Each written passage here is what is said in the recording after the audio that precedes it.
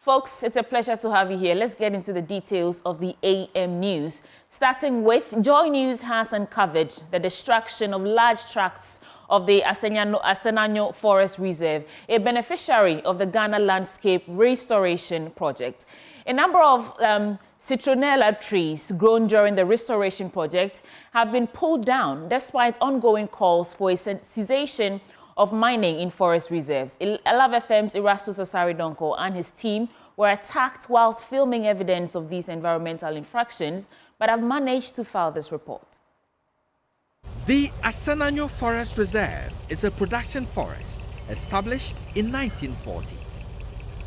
It covers an area of 22,800 hectares in the Amasia South district of the Ashanti region. About 9,350 football fields of the forest, that is 37.78 kilometers square, has been given out for mining to Edel Metallum Resources Limited. We set out to investigate the environmental infractions engaged in by the company's mining operations at Esumenya. Though the company has been mining for months, our checks indicate they only obtained a license from the Environmental Protection Agency on October 16, 2024. Contrary to its large-scale mining license regulation, the company has been engaged in unconventional artisanal mining methods similar to that adopted by illegal miners. There are no settling ponds or tailings dams as required by law. Contaminated mining residue is left to flow into tributaries of the Ankobra River and the forest environment, contrary to water use regulations. The Aseno River, from which the reserve derives its name, is not visible from the mining mess created here. Our team saw indications of the abstraction of clean groundwater into already polluted surface water without the water use permit by the Water Resources Commission. The devastation runs miles into the Aseno Forest Reserve. Trees restored under the Ghana Landscape Restoration Project have been pulled down for mining operations. Requests for comment from some known leaders of the company have not yielded any response. The quest of the team to report on the activities of the mine was resisted by a group of armed men claiming to be protecting the concession of Edel Metallum Resources Limited, who physically assaulted the Joy News crew. Reporting for Joy News, Erastus Asaridonko, Esumenya, Amasia South District, Ashanti region. The alarming illegal mining kanga in Ghana has drawn parallel to circumstances that fueled Sierra Leone's civil war.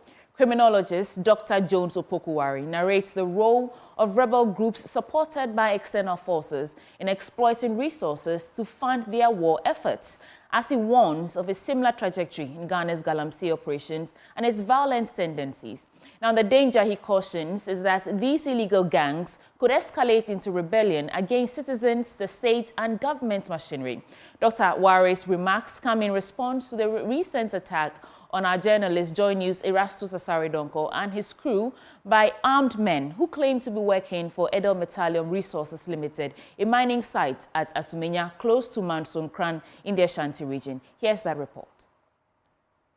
I foresee something that is reminiscent of what happened within the Sierra Leonean context some years ago that actually ignited, the kind of civil war that they had.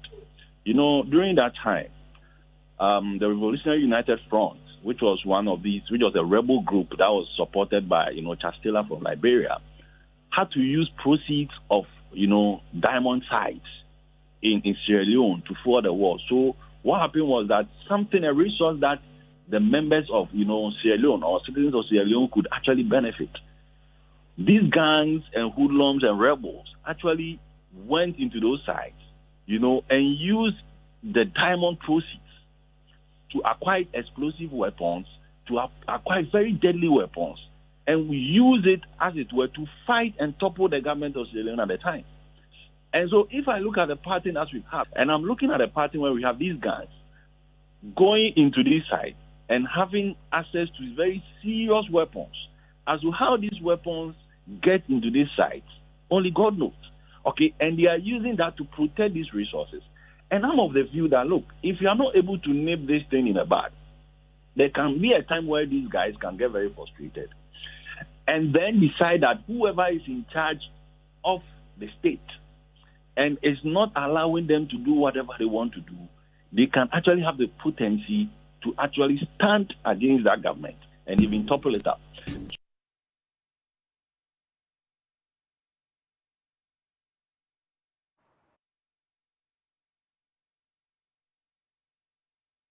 Still on Galamsey, the paramount chief of Otumfuo Osei in the central region, his linguist and 2 others have been hit by yet another lawsuit for their alleged involvement in illegal mining. 9 licensed mining companies are accusing the Omanhene Osiadia Yokwesi Kening IV, Ochiameyao Asamoah, NS Aholu, and a Chinese national for illegally mining at least 90% of their 120 acres mining concession situated in the Otumfuo Osei district of the central region. This is the second time in 1 month that Omanhene, his linguist NS Aholu, and their foreign collaborators have been dragged before the Kumasi High Court for their alleged involvement in illegal mining. There's more in this report. The small-scale mining companies suing the Omanhene and others include God-Made Mining Enterprise, Great Shepherd Mining Enterprise, Belta Shepherd Mining Enterprise, and Servant Mining Enterprise. Others are Jordan Mining Enterprise, Follow the Shepherd Mining Enterprise, Owana Mining Enterprise, and Truly Shepherd Mining Enterprise. According to court documents cited by Joy News, the plaintiffs between 2019 and 2023 applied for small-scale mining licenses from the Minerals Commission in respect of 120 acres of mining concession. The Minerals Commission, in consultation with the Ministry of Lands and Natural Resources, approved the plaintiff's application for small-scale mining license after satisfying all statutory requirements and conditions. While the companies awaited the signing of the mining license by the Minister of Lands, the defendants illegally entered the concession and secretly started mining. The plaintiffs say the defendants' actions amount to stealing of minerals and therefore want the court to order the recovery of 90 million Ghana cedis against the defendants jointly and severally, representing the quantity of gold so far mined from the plaintiffs' mining concessions based on geological intelligence and physical site inspection. They are also seeking general damages of 20 million Ghana cedis against the defendants and seek an order directing defendants to compulsory undertake environmental reclamation of the area mined, while seeking perpetual interlocutory injunction restraining defendants, their agents, and anyone from interfering with the plaintiffs' mining concessions. The rate comes as the court begs for time to deliver its ruling regarding its jurisdiction in determining a similar suit filed in Kumasi against Osiadia Yokwesi Kening IV and 3 others by officials of Kadesh Mining, a licensed small-scale mining firm. When the case was called for hearing on Wednesday at the Commercial Division of the Kumasi High Court, the presiding judge, His Lordship Samuel Faraday Johnson, said he would decide the fate of the new rate once he ruled on the Forum of Convenience application filed by the Omanhene on October 28, 2024. From Kumasi, for Joy News, Ohiminteria reporting. Away from Galamsey, the West African Examination Council says the entire results of some 42 candidates who sat for this year's Basic Education Certificate examination have been cancelled for various exam malpractices. Additionally, subject results of 380 candidates were cancelled and results of 149 candidates were also withheld.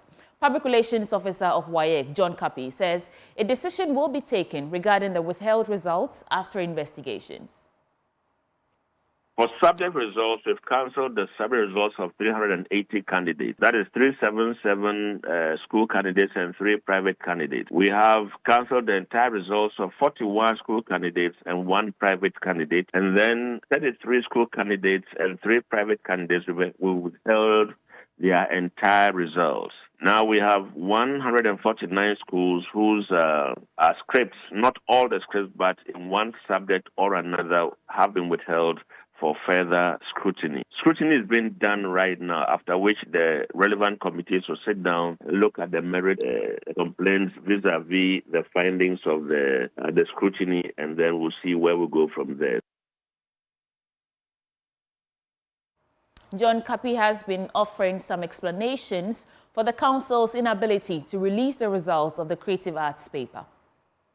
The creative art and design is one of the new subjects that we've introduced this year. The paper is made up of a number of sections. These sections are supposed to be marked by different examiners. So the instruction was that the candidate should answer the music on the music manuscript and then answer the other questions on another answer booklet. Unfortunately, either the supervisors did not give the right instructions or the candidates did not follow instructions. And so we realized that they answered the music component on the music manuscript and then the creative design also on the same answer sheet. And so when you swap the script, the music goes to a particular place. It is not the same place that the design is going to mark. And so the music person may finish marking, and then, we cannot key in the marks for the design, even though we found an examiner at the other end to mark it. So we are now matching the marks so that we'll be able to grade them appropriately.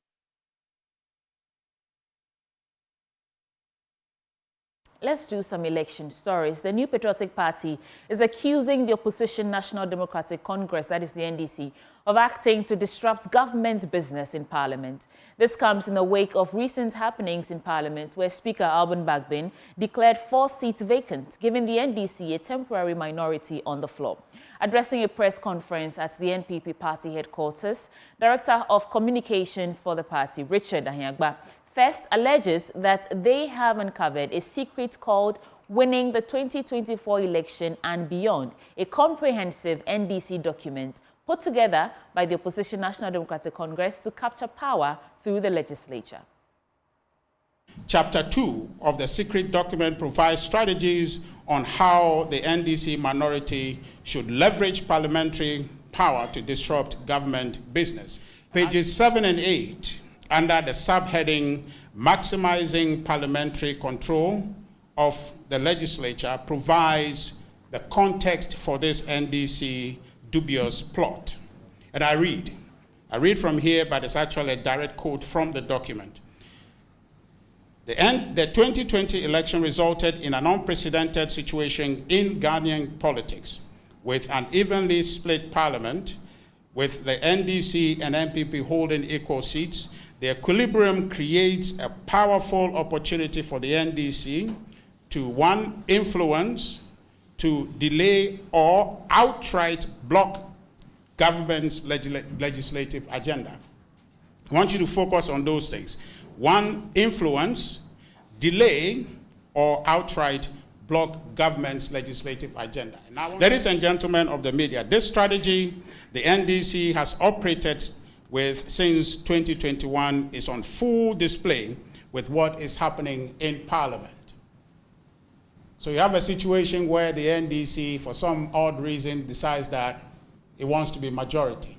And so therefore, in partnership with Speaker, Mr. Speaker is actively aiding that seeming coup d'etat by the NDC in Parliament. But the point that ought to be made is that this is not an isolated incident. This is part of a coordinated effort by their own design outlined in this book to ensure that they use every means available to them, fair or foul, to affect, to disrupt, and obstruct government business. According to Richard Ahiagba, the NDC's opposition to the e-levy, as well as recent happenings in Parliament, are all planned out in this alleged document. Mr. Speaker has crossed the be careful line. In other words, Mr. Speaker is beyond redemption as a statesman who ought to help glue Parliament together and see to government business to further the lots of Ghanaians. Mr. Speaker is irredeemable. Even after the Supreme Court has spoken to stay his actions, the machinations that they put up, all the orchestrations they are putting up is designed to ensure that no government business is done. They tried that from 2021, they've been doing it. It hasn't worked. But in these last days, they have purpose to do whatever they can, including disrupting and bringing Parliament to a halt. In other stories, the NPP also accused the Speaker of Parliament, Alban Bagbin, of aiding the NDC to carry out its agenda in Parliament. Let's move on to other stories now. NPP flag bearer Dr. Mahmoud Bawumia is promising to transform the Technical Vocational School in Juje with the provision of state-of-the-art equipment to boost TVET education, in addition to extending Ghana Water Company Limited services to the community to enhance access to water for residents of this community. He is also promising to construct the Juje Weta Road, among other developments in the area. And he's been speaking at a meeting with chiefs and people of Juje as part of his Volta region tour. Yes, Mom. Toby had mentioned that we need to revamp the Juje Technical and Vocational School, because it was only recently, I think that was last year, that it was given the free TVET status. And the other technical and vocational schools, we have sent state-of-the-art equipment. We need to bring some to the school here. So that is something that is required. The town roads is another major problem that we need to address as quickly as possible. The Veta to Juje Road is also another one that has been mentioned.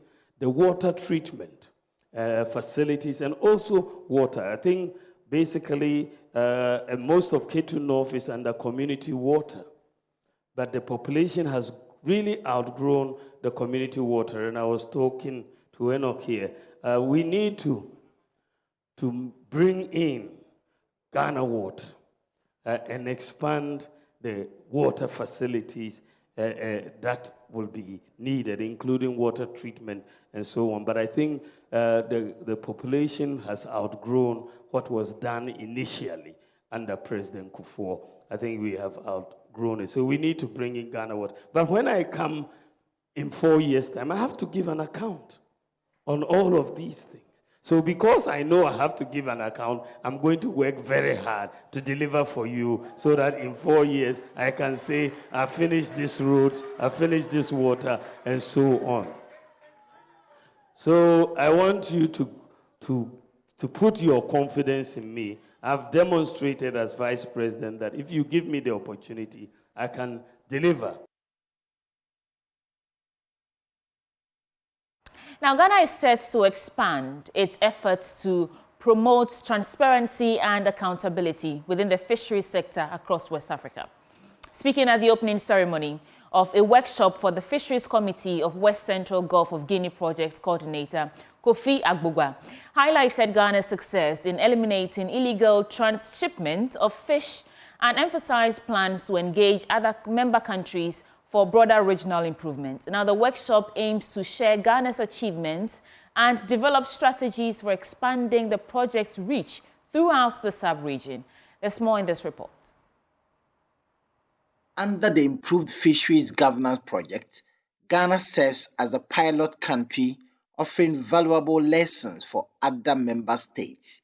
The project now seeks to expand activities to other countries in the sub-region. Project coordinator for the IFG, Kofi Ahiagba, says the workshop serves as a key step in developing the content for the next phase of the project. Over the last 3 years, we have worked extensively with Ghanaian stakeholders towards improving the fisheries and getting government and industry commitment to transparency, accountability, and good management within the fishery sector. A lot of lessons have been learned. So today's workshop is to share with the other FCWC countries what we have been able to achieve here, and also look forward to expanding the project into their countries with ground actions and intense engagement with their government, so that together we can improve the fisheries in the West Africa sub-region. Executive Director of the Fisheries Commission, Fred Kwesi Ntwibuedu, highlighted the strides Ghana has made in the fisheries sector. Some of the policies that the government is implementing, like the close season, this organization goes around and educates people on the importance of the close season. Again, there are co-management that has also been established, and that has also been done with their support. We have landing beach committees, which have also been set up, and all these things are being done with them. And the main idea is to reduce or even do away with the IUU that we are facing in Ghana, not only in Ghana, but even the sub-region. Chairman of the Fisheries Commission Board, Professor Francis Nunu, indicated a collaboration is needed to resolve the fisheries governance issues in the sector. The resources are shared. The resources are not only in Ghana or in Ivory Coast. The pelagic resources move with the water. So as the environment directs it, it moves. Because of that, it's not owned by one country. So which means that all the nations should work together. In addition, collaboration in the sense that the various stakeholders should all be brought on board. As we are here, journalists, ministers, FC, all the other stakeholders should be brought on board so that together we work out neat solutions to address the problem. Andrew Reid of the USAID Ghana office indicated that the continuous efforts of the civil society organizations to improve fisheries governance is impressive. From USAID's perspective, having partners like those that are here in the room today and the ministry and just the very forward-leaning, innovative thinking, ability and reasoning to take risks in the sector to improve things is just absolutely unbelievable. And the support that we see all the way from the fishers, all the way up through government representation. The Improving Fisheries Governance in Ghana and the wider sub-region is a 3-year project aimed at securing sustainable fisheries in Ghana and across Benin, Cote d'Ivoire, Liberia, Nigeria, and Togo.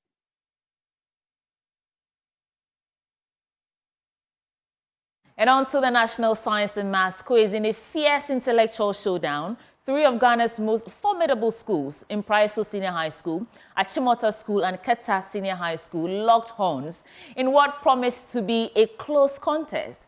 However, Keta Senior High School made quick work of their competition, turning what was expected to be a battle into a commanding victory. With unmatched brilliance, they dominated every round, leading from start to finish, and ultimately leaving their rivals in the dust, securing their spot in the next stage of the competition. My colleague Jacqueline Ahiagba has been interacting with the students. In a contest that was expected to be tied, Impraiso Senior High School, Achimota School, and Keta SHTS locked horns, but it didn't take long for Keta to pull away. Keta SHTS made quick work of their competition, turning what was supposed to be a fierce battle into a dominant victory, leaving their rivals scrambling in their wake. Keta Senior High Technical School. That was a wonderful performance. Well done. Well done. Congratulations on winning the contest and booking an appointment with me for the semi-finals. Munim book rough. We rough me through munim book. Say Siano. Yade, another girl aba. This one, she's beyond Laminio. She's called Gakpeto. What they can do? She's coming to break records. And she has begun already. What do you tell Motown? Well, finally, we are moving on to the semi-final stage. What should everyone expect from your school? Nothing but the best. Yeah, good performance. Good performance. They should expect good performance. We are already in the final. Tamale Senior High School and Koforidia SHTS also secure their spot in style, delivering a consistent and confident performance that saw them outthink their challengers round after round. Very proud. I just believe my guys. They can do their job. That was a very great comeback. We just knew that this was nothing. We are coming back for more. We are going to collect it. They were going for the trophy. That's just what we are going for. Yes. As you said earlier, this year is Operation No Mercy. We are hunting every prey that comes our way. So wait for us. Yeah. I have another young lady here. We spoke to her earlier when we were doing the live earlier. How are you feeling right now? I'm speechless. Yeah, you look like you want to cry. Feel free. I don't want to cry on national team. But this is your second time going to the semi-finals. What are we expecting from Tamasco this year? As I said earlier, the best. This year, the lion is going to roar and is going to resonate throughout the jungle. Meanwhile, reigning champions, Presbyterian Boys Secondary School is prepping for their clash with Pope John's SHS and Minor Seminary and St. James Seminary as they look to extend their dominance with a potential 9th trophy. The pressure is on. Can Presec keep their throne? The semi-finals is just around the corner, and with these powerhouses vying for a spot in the finals, this year's National Science and Maths quiz is indeed a thrilling one. For Joy News, I'm Jacqueline Ansima Yaboa.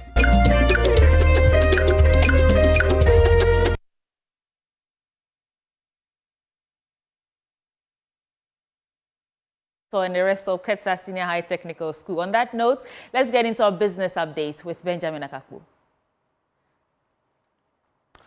Welcome to business. Now, the chairman of Parliament's Finance Committee, Patrick Boama, is warning that the current developments in Parliament could cripple the economy and affect Ghana's program with the IMF. It follows the Speaker of Parliament's decision to adjourn the House indefinitely as a result of the Supreme Court ruling reversing the suspension of some members. Mr. Boama might be one of a few government officials that has openly admitted the challenge and its impact on government's finances. He has been speaking to Joy Business on the sidelines of the IMF and the World Bank's meetings in Washington, D.C. What are some of those key legislations that should have been passed in the House over last week and even this week and even going forward that these current uncertainties could delay these regulations as well that could have an impact even on us going to the board for our third review? First of all, I mentioned the Ghana Investment Promotion Center bill, where the center is seeking to become an authority, to be able to have some dedicated funds outside what was in the center's mandate, where they are asking for some clear budget lines to be budgetary allocations to be made. Secondly, they are asking for some fees and charges to be levied on some companies, which I believe definitely will find its way or expression in the Fees and Charges and Miscellaneous Act, Parliament. Secondly, I also mentioned the Environmental Protection Agency bill, which is going through the consideration stage, where the Minister, Ophelia Mensah Hayford, the MP from Fansman, has been very active on with Dr. Marfo, the chair of the Environment Committee. Thirdly, some reforms in some regulations needs to be looked at, especially in the Public Financial Management Act and some legislations or regulations that came with it. You also know that we have a loan agreement for the Financial Sector Stabilization Fund, which my committee looked at. A report was presented, but there was some disagreement on whether a fund properly so called with a body that to administer it, or it's just a fund to be managed through the Central Bank and the Ministry of Finance. That's my view. Those are the kind of issues that are pending. And that's our recap of business this morning. Handing over back to Sweetie Abochi, but I'll leave you with our currency market for the morning.